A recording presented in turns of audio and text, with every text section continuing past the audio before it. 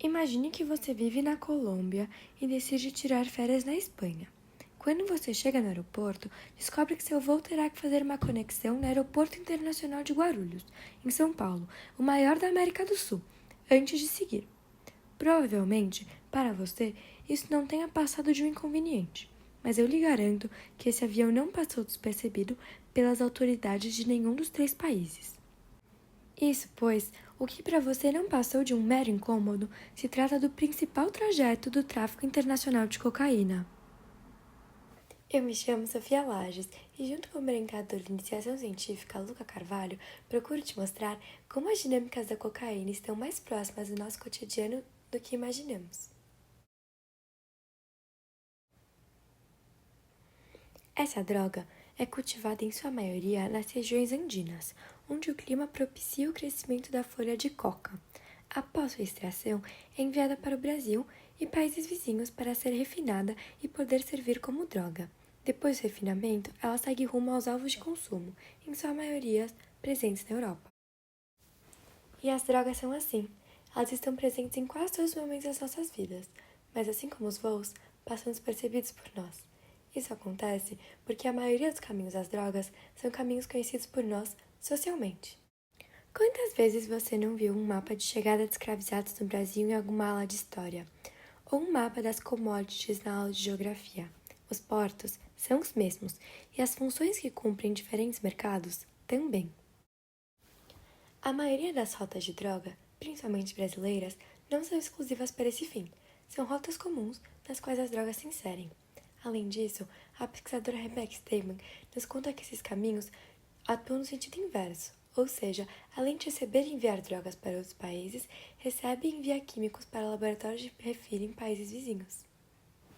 Segundo o relatório mais recente da União das Nações Unidas de Drogas e Crimes, o tráfico de cocaína movimentou cerca de 2.026 toneladas do estimulante no ano de 2022, independente do grau de pureza, somando por volta de 23,5 milhões de usuários. O curioso é que a droga é altamente consumida ao redor do globo, variando exatamente sobre o fator pureza. No Brasil, por exemplo, o maior consumo é o do crack, um derivado da droga misturado a bicarbonato de sódio e outras substâncias tóxicas, como a gasolina e o querosene, que tem um valor agregado mais baixo que o da cocaína.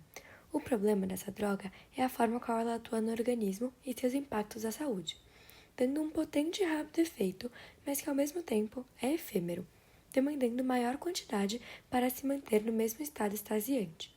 No entanto, esse variante é muito mais nocivo à saúde que a cocaína, com um número de mortes crescentes desde o ano de 2004, como podemos ver no gráfico.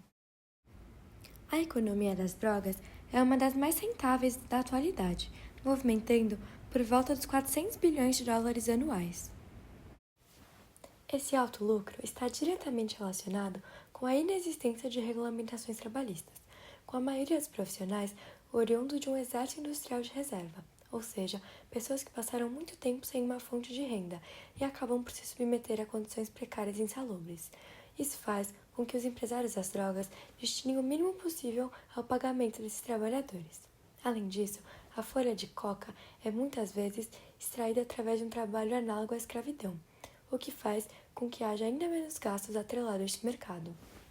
É imprescindível entender o mercado das drogas como concomitante ao das armas e ao mundo do crime organizado, principalmente num país como o Brasil. Assim, o lucro do psicoativo representa somente um percentual da rentabilidade total dos grupos. Quando o mercado das drogas se apropria de uma rota, essa não será somente utilizada para esse fim. Geralmente, servirá para o transporte de armas. A cocaína é uma das drogas mais visadas pela elite de todo o globo, por trazer uma sensação de prazer e êxtase quase imediata, tornando-a quase sinônimo de festança para a alta sociedade. Não à toa, o consumo de cocaína em um mais alto grau de pureza vem crescendo em países com economias emergentes, indicando a ligação da elite com essas drogas, enquanto as populações marginalizadas usam sua variante mais potente e mais prejudicial à saúde. Em uma ótica internacional, o Brasil, no mundo das drogas, desempenha o mesmo papel que ele age na Divisão Internacional do Trabalho, a chamada DIT, de terceiro mundo. Era isso que se acreditava até a pesquisa de Rui Mauro Marini, que disserta sobre o Brasil ser um território subimperial. Na pesquisa do economista, ele conta que na década de 1950 houve um grande investimento tecnológico por parte dos Estados Unidos da América para a consolidação de um parque industrial no Brasil. Isso fez com que o país fosse crescendo cada vez mais, principalmente em um contexto latino-americano, o que resultou em uma espécie de nova divisão internacional do trabalho, onde são transferidas aos países periféricos etapas inferiores do processo de produção, enquanto os subimperialistas se tornam responsáveis pelas etapas mais avançadas da produção, mas ainda estão em prol das maiores economias, ou seja, priorizam o abastecimento dos países mais desenvolvidos em detrimento do próprio país. O que faz com que o crack seja a droga mais consumida no Brasil, dando status do segundo país que mais consome cocaína no mundo, mesmo que o grau da pureza da droga seja muito inferior e muito mais nociva à saúde populacional. Além disso, enquanto potência regional, o Brasil participa dessa divisão do trabalho, absorvendo prática de outros países terceirmundistas, mas com algumas atividades mais complexas. Nós consumimos as drogas e convivemos com a violência, mas não somos grandes produtores, e sim exportamos e refinamos drogas, assim como definido na teoria de Marini.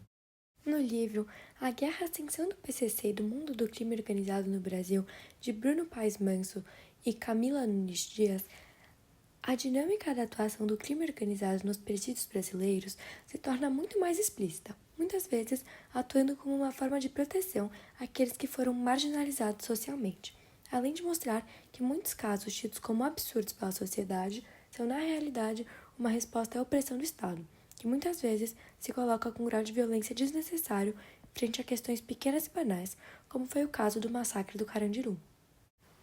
Dessa forma, mostrando que o Estado brasileiro prioriza não só o mercado internacional, mas também as elites, ou seja, essa estrutura de terceiro mundo é replicada nas mais diversas relações, seja internacionais ou intranacionais. Iniciei minha pesquisa no mês de 2024 e logo de início já tinha ciência de que esse não seria um tema fácil. Por se tratar de um assunto ilícito, esperava encontrar poucos ou nenhum dado, mas com base nos que selecionei, delimitei o tema. Como a posição do Brasil na divisão internacional do trabalho é reproduzida e mimetizada pelo tráfico internacional de cocaína. Ao longo do projeto, enfrentei muitas dificuldades. Além da escassez de dados, já esperada, me deparei com pesquisadores se contradizendo e tive que optar por seguir uma das linhas de produção. Ficava contente com cada dado que apoiasse minha suposição.